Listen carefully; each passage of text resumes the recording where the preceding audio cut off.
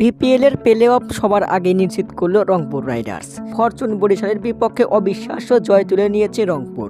শেষের ওভারে 6 বলে 26 রান নিয়ে দলকে জিতিয়েছে ক্যাপ্টেন নুরুল হাসান সোহান। তবে ম্যাচ শেষে ঘটে অপ্রত্যাশিত ঘটনা। তামিম ইকবাল তেড়ে যান আলেক্স হেলসের দিকে। মুহূর্তে ভাইরাল সেই ঘটনা। হেলসের গতকালই ছিল শেষ ম্যাচ। ডেট ছাড়ার আগে সাংবাদিকদের কাছে অভিযোগ তোলেন হেলস। এমন ঘটনায় লজ্জিত দেশের ভক্তরা। দর্শক, 6 ম্যাচে 6টি জয়ে 12 পয়েন্ট নিয়ে সবার আগে প্লে অফ কনফার্ম করেছে রংপুর রাইডার্স। এদিকে হারতে হারতে সবার আগে বিপিএল থেকে বিদায়ের পথে হারছে ঢাকা ক্যাপিটালস।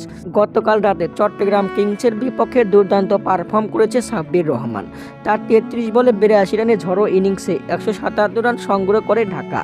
জবাবে পরে ব্যাট করতে নেমে সেই রান তুলেছে 19 ওভার 3 বলে 3 উইকেট হারিয়ে চট্টগ্রাম কিংস।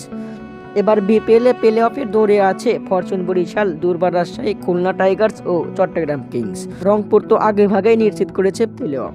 দর্শক, আপনাদের মতামতকে কমেন্টের মাধ্যমে জানিয়ে দিন। ধন্যবাদ।